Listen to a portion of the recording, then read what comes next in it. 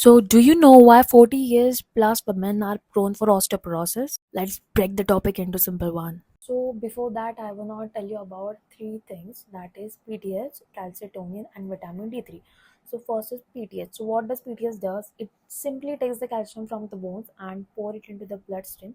Thus, it increases the calcium level in blood. Then the second is calcitonin. So calcitonin takes the calcium from the blood and give it to the bone. And the third one is vitamin D3. So what vitamin D3 does? It increases the absorption of calcium from the gut, and thus it increases the serum calcium level. So now what osteoporosis is? Osteoporosis is a condition where there is a reduction in bone mass but bone mineral to matrix ratio is normal. Osteo means bones and porosis means pores. When the breakdown activity is more than the formation, that is when the osteoclastic activity is more than the osteoplastic activity. That leads to the formation of porous bones and that increases the risk for the fractures. Following menopause, there is a loss of bone mass by 3 to 5% every year due to deficiency of estrogen, and estrogen is a hormone that increases the bone mineralization. So why estrogen is important? Estrogen is important because it inhibits the osteoclastic activity, that is the bone resorption, and it also inhibits interleukin 1 by monocytes. Second, it increases the absorption of calcium from the gut.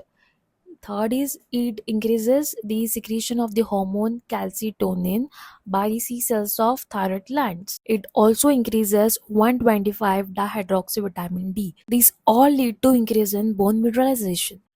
Now there are some drugs that leads to osteoporosis like heparin, anticonvulsants, GnRH analogs, and corticosteroids. So why osteoporosis is not good? Because osteoporosis may lead to kyphosis, loss of height, backache, and fractures.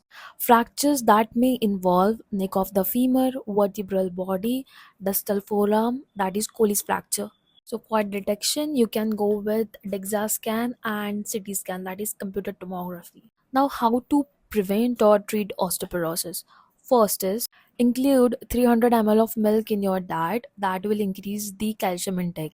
Take the food rich in calcium and proteins. The daily requirement of calcium is 1 to 1.5 gram per day in women after the age of 40. So start taking calcium supplements along with vitamin D3. Now, the most important is lifestyle modification. Start strength training, that is, weight bearing exercises. Reduce coffee, stop smoking, reduce excessive alcohol intake. Get exposed to morning sunlight, that increases the synthesis of vitamin D3, that is cholecalciferol in the skin.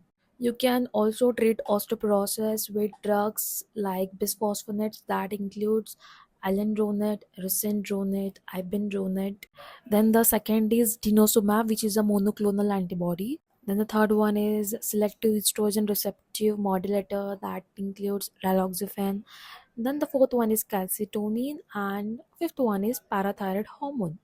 That include teriparatide. You have to administer it subcutaneously. So teriparatide increases the number and activity of osteoblastic cells and it reduces the apoptosis of osteoclast. So why we have to prevent osteoporosis? Because osteoporosis lead to fractures and the morbidity and mortality in elderly women after fractures is very high. Thus it promotes bone absorption and decreases the bone resorption. So that's all for osteoporosis.